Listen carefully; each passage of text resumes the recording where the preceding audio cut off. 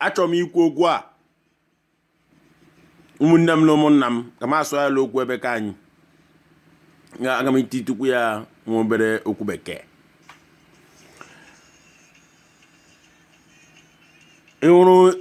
This attack, they are attacking Dave Umahi, or I don't know, this governor.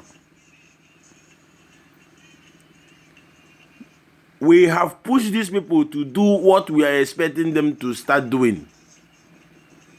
All the governors, we are going to be in your back. We are giving you the support. Hey, the Northerner, the Hausa, you people are pushing people into the war. Nigeria have already collapsed. You should stop attacking our governors. People cannot continue to be a woman. You can't continue marry people. The governor of eastern side, southeast. There is no anything south. We are southeast, all of us. You people should start talking. We give you the support. Jehovah will give you the support. Your people will be in your back. It's better that you say the truth. You are with your people than closing your mouth. You always be the side of the people who want to kill us, our enemies. See, for you to betray your people, they know that you will betray them. They know that. So the Southeast governors, we are supporting you people. Stand where you are. Don't go back. We have started this race. We have started this war. What I'm expecting you people to do, Southeast governors, like Amgunu, Unu Zofu Njemaho, you have to have meeting with Nnamdi Kanu. You have to have meeting with IPOB, indigenous MASSOP. You people, let us unite together. Njemam na gun Zofu. Your word that unu pa with our leader. Unu ekwofu mofu last so without announcing it. Nnamdi Kanu will send his representative. You people can go out from Nigeria. In this case, nobody should be beaten because we are fighting in one thing now. We can have this sitting. Nnamdi Kanu can send his representative. I want to me la Ghana. I want to me la Togo. I want to me la Abidjan.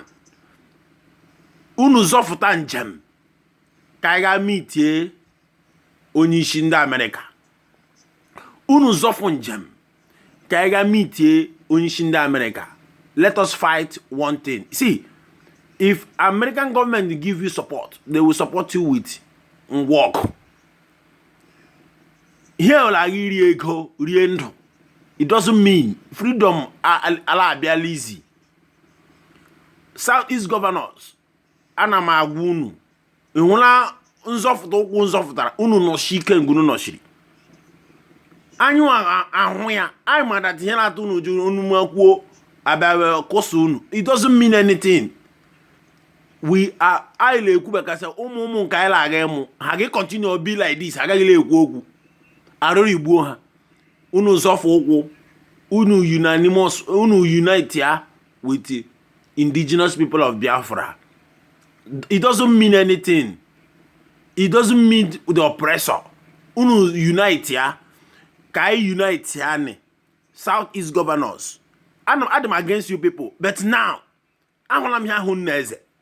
But onye agbọwala racha unu agbola agbo anya agborola gawa ayila Nnamdi Kanu waziri ike all of us ka anyị ga meetie mba America. Ndị ọsa mekwere ya o mgbe nwunye Clinton na-achị ha niile the governors gara America they went there for lobby. Unu bịa ka anyị sofu njem unu nwere ike na ga afụta Nnamdi Kanu nwere ike nọ n'ihu laalụ ọgụ ya n'Europe. Unu a anya niile unu abịa here secret meeting or we had a televised. Here was secret meeting with our leader, Kaiga Hon Mba Israel. Here unu because I say what at you on your tigak. I say Abarakala Jal onye jiji na konye. Anywa wundi jiji. Why?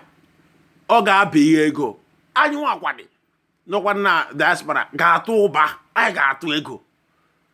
Check the history of Nigerian Civil War. All the students in England to return £10 to support. All the Igbo students to return £10 to support Ojukwu. Koba fu where he in there. I get aka in terms of finance. Une wefta kwa niku unu. Ala ge lobby. Mba America onye na achi. La this second ten all achi ga. Ubu aka I need lobby. Anyu akwa ndi na ebe ahụ. Ndị kendo na diaspora enyi ya the vote 5 million south now one unu aga azofu njem unu kpokelete governor in the River State all Calabar all of them unu no kata onu unu azofu njem ka enwere no nwe anyị njem ahụ ya unu ndị 9 governors unu dị how many governors dia unu abịa America secretly adoyela gị unu he ya ọrụ nu mee otu with Nnamdi Kanu first unu unanimous nọkata unu with the governor and the Rivers all these governors pọkata unu ọnụ unu agba the plan with even if you iti gwa asari dokobo e kan shi ade chaya ma but you iti gwa ya njem azọfụ njem lanya America batala njem egwu echenjie Nnamdi Kanu akpọtele American government even akpọte UN that guy need more support from you people. You can do it secretly. But you know may travel without anybody secret travel, secret meeting. The meeting can be held with Donald Trump.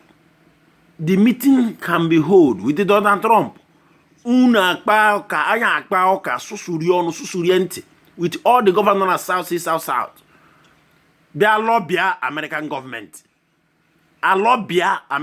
This second tenor Donald Trump. One ne egwe change. Unu have won the oppressor. Unu bido ku. But this meeting ga secret meeting. Unu Nnamdi Kanu kai wuru no ofu. But mgbe unu gbawara ka unu. Ndị enwe ike bata bebe akosa anyị. Anya gakwa na gbaghara unu. Don't mind him Omahe. We are with you, Omahe. I don't get say oh he question no. This is a war na nigga. I know gelazo.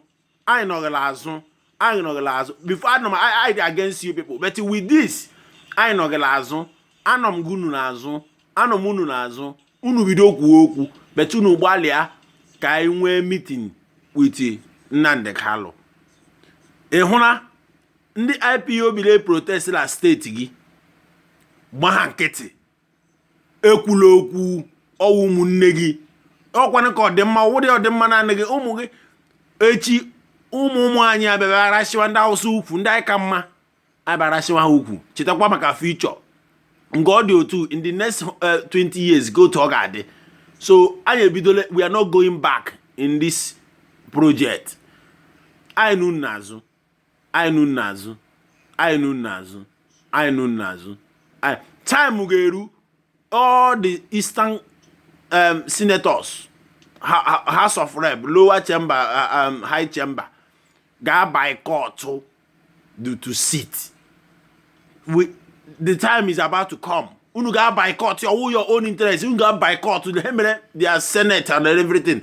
UN we see we are getting ready to pull out from Nigeria. Yam na wuno to ogade. Onye agwokole interest ya. Onye kwu interest ya. Ali Igbo le chegi imerecha akwo gị ha ga-akụ gị. I ga-akụ gị kokoko. Now, the interest of your people. Dave Umahe. Kwuru chim nge ekwu. Epushidiri fire show. Yo kwuru nga ọgwụ. Efushidiri Governor Otom. Yo kwuru nga ọgwụ. nwanne ndị na-epushi ihe echi mkpụrụ ama abụọ ichi mkpụrụ ama abụọ unu kwụrụ ngụ n'ụkwụ anyị kwụ n'azụ ya ọ dịrị gị la mma every governor give ịmata that cha abụọla ya ọ dịrị gị la mma ụmụnne unu kwụ n'azụ otu ọha m n'ọnụ